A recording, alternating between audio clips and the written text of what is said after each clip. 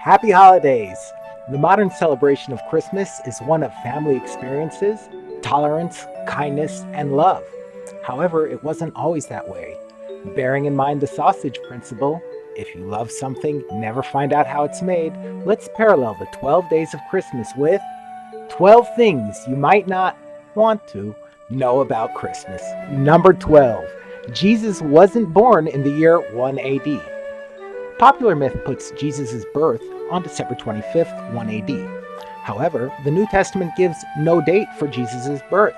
In fact, one of the earliest Gospels, the Gospel of Mark, written in 65 of the Common Era, already presents us with an adult Jesus, implying that in early Christianity, there was no interest in Jesus' birth.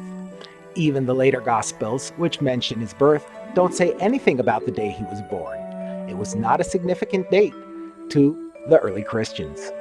The reason people think Jesus was born in the year 1 is based on a mathematical error made by a Scythian monk named Dionysius Exiguus, who was off by 4 years.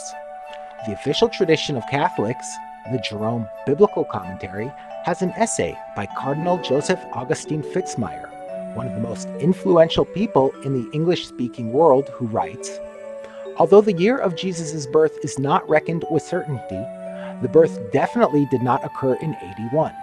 The Christian year is supposed to have a starting point in the Europe. Jesus' birth is based on a miscalculation introduced circa 533 CE by Dionysius Exiguus." Number 11. Jesus wasn't born on December 25th. The earliest document which speaks of Jesus' birth is the Pascha Computus, written in North Africa from around 243 CE. This original church document has Jesus' birthday on March 28th. Bishop Kelemen of Alexandria, who died about 215 Common Era, disagreed with this date and places Jesus' birth on November 18th. What does Cardinal Fitzmyer say?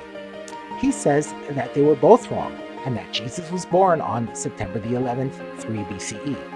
In fact, there are no serious Catholic or Protestant theologians who believe that Jesus was born on December 25th. So how did December 25th come to be the commemoration of the birth of Jesus? Number 10. The Saturnalia was the forerunner to Christmas. During pre-Christian Roman pagan times, there was a festival that lasted from December 17th through December 25th called the Saturnalia. During this 8-day festival, the Roman courts shut down. Everything was permitted, and there were absolutely no rules. In fact, if someone damaged another person or even murdered them during this festival, they were not held responsible and couldn't be prosecuted for anything done during those 8 days. At the beginning of the festival, December 17th, each Roman community would pick one person to be the enemy of the Roman people and name that person the Lord of Misrule. On the 8th day, December 25th, they would take this unfortunate individual and murder him in a horrific fashion. Numbers 9, 8, and 7. Eggnog, caroling, and gingerbread man. When Rome fell, the Saturnalia survived. In a dialogue called Saturnalia, the Greek historian Lucian of Samosa described exactly how the Greeks observed the holiday. He says in addition to human sacrifice, there was widespread intoxication, going from house to house while singing in the streets naked, rape and other sexual license, and consuming human-shaped biscuits. Number 6. Incorporation of pagan traditions to December 25th in order to facilitate proselytizing. When the early Christian church were trying to proselytize pagans, the theology was that it was acceptable to import pagan observances if, in exchange, they could extract belief in Jesus.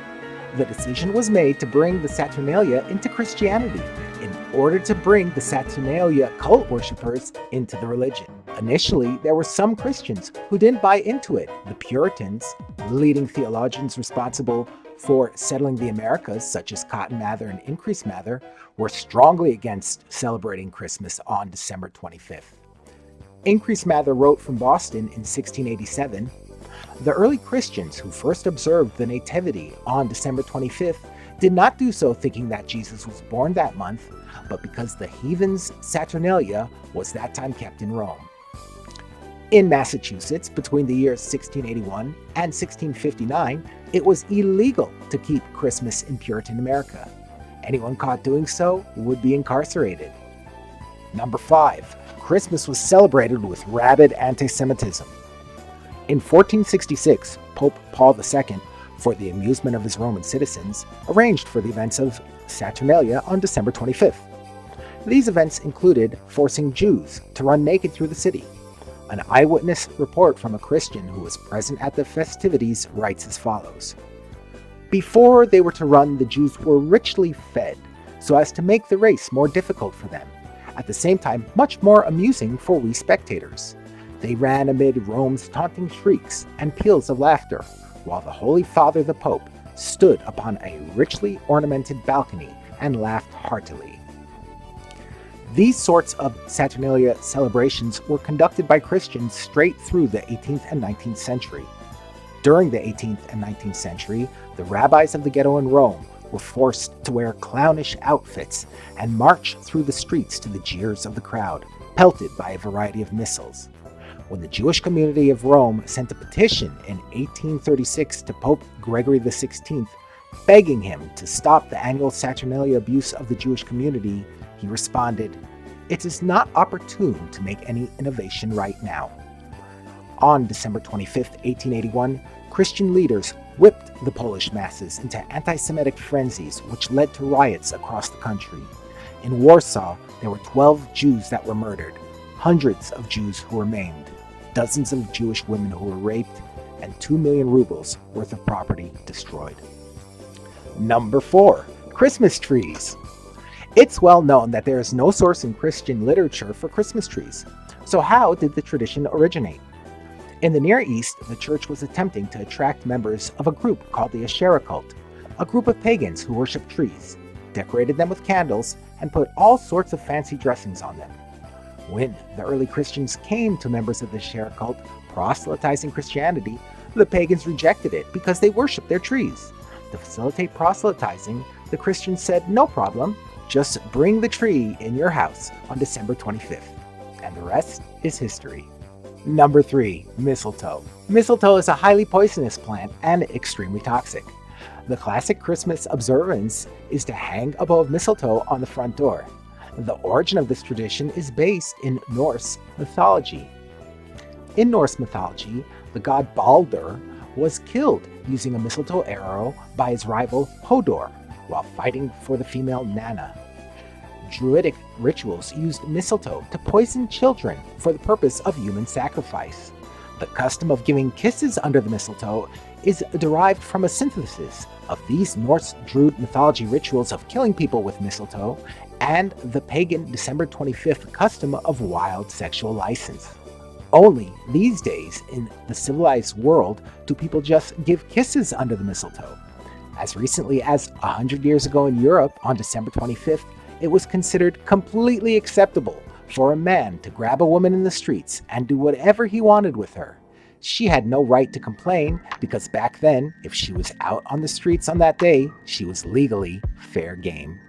Number 2. Christmas presents. In early pagan Rome, the emperors insisted that the Jewish community bring offerings to them on December 25th, on penalty of death. In later incarnations of this ritual, not only were Jews compelled to give these presents, non-Jews were as well.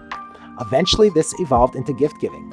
People would give gifts not only to the emperor, but to each other as well. Late in Christian history, this was linked to Santa Claus and his supposed gift-giving to children. Number 1. Santa Claus. Nicholas was born in Patar, Turkey in 270 CE. He was later named the Bishop of Myra and died in the year 345. In the 19th century, the church sainted him, and they gave him a day, St. Nicholas Day, which is celebrated on December, want to guess? You were wrong, December 6th. It had absolutely nothing to do with Christmas. The way St. Nicholas became Santa that we know of today is quite an interesting case of an evolving mythology. In 1087, a group of pagan sailors went to his grave in Turkey, collected his bones, and took them to Bari, Italy, which was largely dominated by the cult of Pascha Epithelia, the grandmother cult. These cultists worshipped a female deity who was boon-giving. Specifically, this god Pascha Epithelia would fill children's stockings with gifts. Sounds familiar. When Nicholas's bones arrived in Bari, the cult ousted the grandmother, replacing her with Nicholas because, hey, why not? And they used to have a pageant on December 6th where they would give gifts to each other. Eventually, the cult spread to the north, and it was adopted by German and Celtic pagans who had previously worshipped a pagan god by the name of Wotan, the father of Thor. You've probably heard of him. According to the mythology, Wotan had a long white beard and rode a horse through the heavens one evening each autumn. Nicholas was merged by these Celtic and German pagans with Wotan, and his Mediterranean appearance was shed. Suddenly, he was garbed in winter clothing. The Christians, making a bid for pagan observances, did exactly as they had done with other pagan observances and offered the cultists to come join Christianity. When the cultists declined the offer because of their belief in Nicholas, the Christians accommodated their beliefs on the condition that the day of worship move forward 19 days, from December the 6th to December 25th. In 1809, Washington Irving, author of The Legend of Sleepy Hollow and Rip Van Winkle, wrote a satire about Dutch history called Knickerbocker History. Several times in this book, he refers to St. Nicholas by his Dutch name, Santa Claus, which is where that particular moniker originates. In 1822, a Christian and theologian by the name of Clement Moore wrote the following poem. "'Twas the night before Christmas, when all through the house not a creature was stirring, not even a mouse." You know the rest of it. In the poem, Santa receives 8 reindeer, which are named, and he descended through chimneys. But Santa still didn't have that modern look. He was this scary character, wearing a long black furry coat, short and bent over, carrying a cane. Santa transformed into the jolly fellow we know today because of a magazine called Harper's Weekly. The magazine had a Bavarian illustrator by the name of Thomas Nast, who, from 1862 through 1886, produced 2,200 cartoons of Santa. Nast, for the first time ever in history, located Santa at the North Pole and gave him elves to help making toys for children in the workshop. In 1931, the Coca-Cola Corporation, after having removed cocaine from the ingredients and replacing it with caffeine, were facing financial difficulties. For some reason, apparently consumers could tell the difference. They needed some sort of clever advertising campaign that would give Coca-Cola a boost in sales. They hired the famous Swedish commercial artist, Haddon Sundblom, to create a Coke-drinking Santa, which he did, basing the appearance on his friend Lou Prentice. This marketable Santa was overweight and cheerful and had a chubby red face. The only problem with Santa's fur-trimmed suit is that it was black. The corporation insisted that Santa's suit be bright Coca-Cola red, and the modern Santa was born. A mixture of Christian crusader, pagan god, and commercial idol.